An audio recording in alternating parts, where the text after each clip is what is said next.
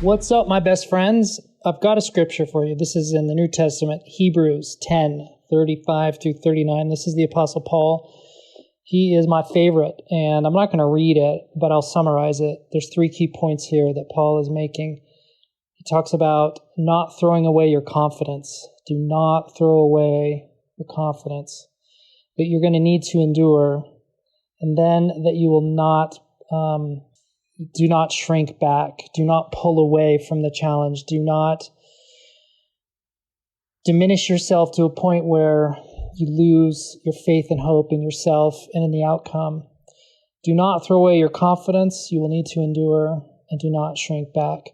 Those 3 key elements are some things that I think I've really worked hard in the last couple of years of my life to try to adapt and absorb and really lean into and fold those into like the pattern of my living and then kind of who I am as a person.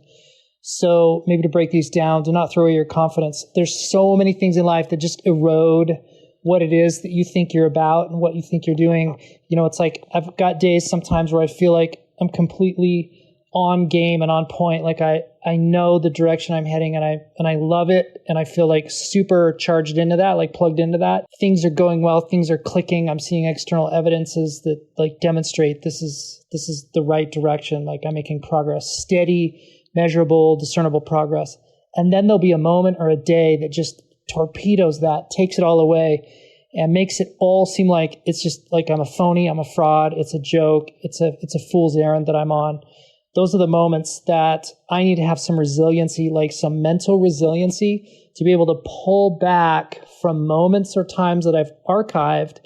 That'll be these anchor points that in those unsteady times I can look backwards and say, no, I can try to talk myself out of this like fear and this panic that I've gotten into and say, look, here's the thing.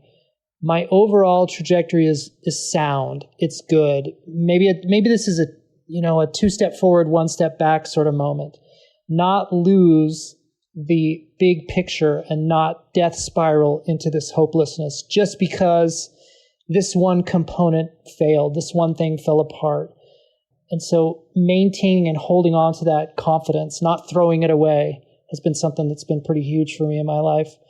The need to endure. So what that looks like for me essentially is putting in the work, deciding that the work is worth it. Maybe figuring out what the work is. Maybe I need to sit down and have a really reflective exercise where I just outline this project that I want to accomplish, this thing that I need to do. Maybe it's even bigger. Maybe it's the whole direction of my entire life. Maybe there's so many things fundamentally within me as a person that are flawed. Maybe the cracks in my foundation are so deep, and this is scary stuff. This is scary, scary work to do. But maybe I need to have this really deep, dark dive into who I am as a person and look at all this and decide how much of this needs to be torn back down to the base building blocks. There was a moment years ago where I was in a really, really, really bad way. So many things were just disintegrating in my life, coming apart. And I had a great counselor therapist that I was seeing, and we had done a couple of sessions in a row that were just like excruciating. And I probably left this one and was just at the end of my rope, like really, really feeling deeply like all hope is gone. And maybe even a hopelessness of like, why even bother? Why even continue? Because it seems so dark and so just like no way out. And I remember leaving her office and just being so overwhelmed with just emotion and maybe some darkness. And just I was in a swirl, I was in a fog. And I was maybe crying and weeping and just really being torn apart. And I needed to pull off the road. I couldn't see. And so I took a ride on the side street. And there was some construction.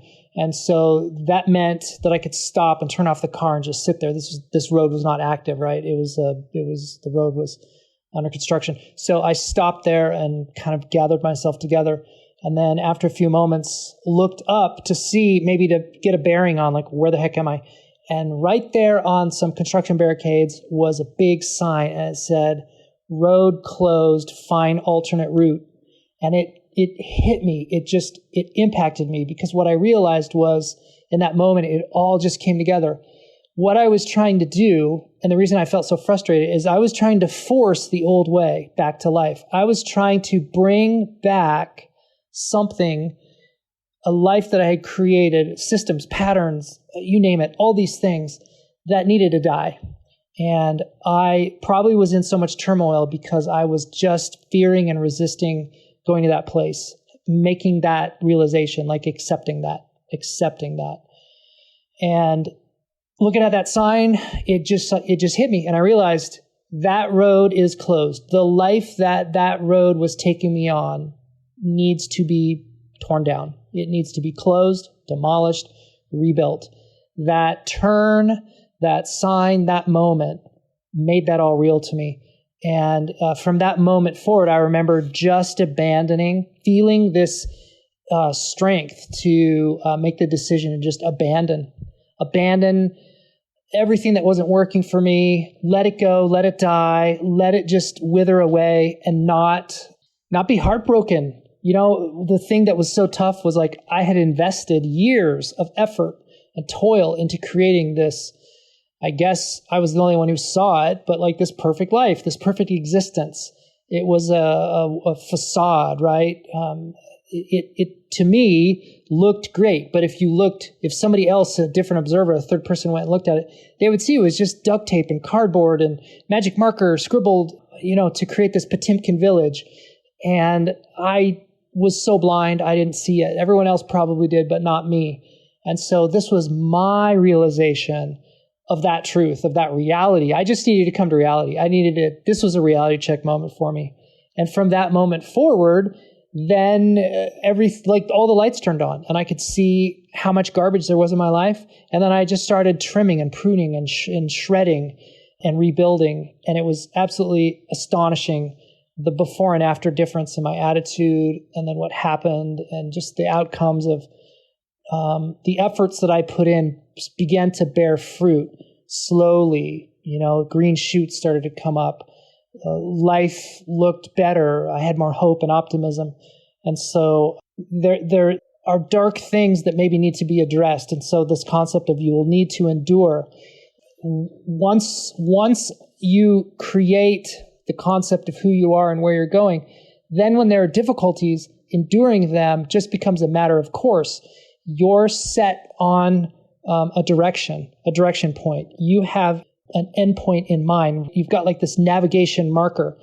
A wind will come and blow you off of that direction point, that navigation star that you've aligned yourself to as you sail this metaphor through your life.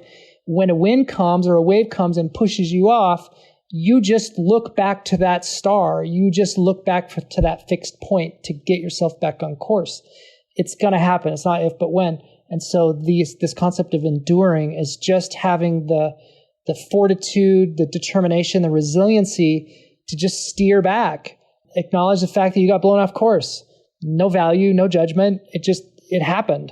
And so turn back towards your cardinal direction point and then continue on. And then the last concept here would be that we are not those who shrink back. And so I think what Paul is saying, he's kind of summarizing everything, and what he's saying is we believe that we are the kind of person. This is this great idea. My wife has taught me this concept recently. It's to become the kind of person who says to yourself, I believe I'm the kind of person who, and then XYZ, fill in the blank. So maybe the self-talk of this would say, I believe I'm the kind of person that when I get knocked down, I get back up. I believe that I'm the kind of person that when I have a challenge that drops out of the sky in my lap that I did not anticipate, want, or expect, I believe that I'm the kind of person who will face it courageously and maybe bring people in my team, my personal team, who can help me live this and do this, right? Endure this. And so it's just this concept of accepting your reality of being the kind of person who believes you can do the next best thing, the next right thing. I was having a conversation the other day with somebody, and we were talking about how life gives so many knocks and bruises. And one of us made the statement, that's very true. always fall forward. If you get your legs swept out from underneath you, do anything and everything you can to fall forward, because you will get up. You will need to get up. And when you do, you're facing in the direction of travel that you want to go. And so the belief that you are the kind of person teaching yourself and evolving into the kind of person who says, I believe that I'm the kind of person who will not give up, who will not shrink back, who will not let this setback or this problem derail me from my purpose, my direction in my life, the direction of my family, the direction of my relationship. Man, how many times are there moments in your relationship, your marriage, whatever it is, that just gives you this gut punch of hopelessness? The idea to believe that I'm the kind of person who's in this relationship for the long run. I'm in this for the long game. This setback that just happened, yes, it's real. Yes, it's troublesome. Yes, it hurts. Yes, it's hard. But I believe I'm the kind of person who can accept it, who can forgive it, who can endure on the other side, who can find love for my partner on the other side of this. It's just developing these concepts of self-belief that I think is what Paul is talking about. Obviously, wrapping up here to say having a belief and a grounding in that higher purpose, that higher sense, that higher power. There's a great anchor to that, to encapsulating all of this together into this great hope that there is a grand purpose and a grand beauty to everything that you do in every way that you do it, and that you're continually just moving in the direction of that and fulfilling that for yourself, this great plan that is there for you. So the scripture in Hebrews 10:35-39 is my message. Use us, use our Alpha Quorum links. Contact us if you need to reach out to anyone. We obviously are supporting ourselves in terms of we're supporting each other in our quorum. The guys in the Alpha Quorum, we're supporting each other in our own walk, and we're happy to help you and to support you in the things you're doing in your life.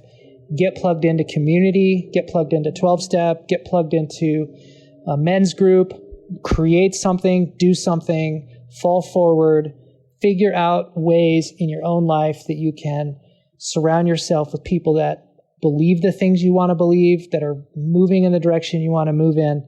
Look at the 5 people that you spend the most time in. You're no better than the worst one of those. I reframed that a little bit from how it typically goes. This is something I think is pretty accurate. I'm no better than the weakest of the 5 people that I probably spend the most time with. I really hope that the people I'm with and associate with are the kind of people who want to live these ideas, these concepts, and then do them. We'd be happy to plug you in with us, or help get you in the right direction with others that are doing that, have that concept. So go out there and live, man. Be amazing. Thanks for listening. Gentlemen, you are the Alpha, and this is the Alpha Quorum.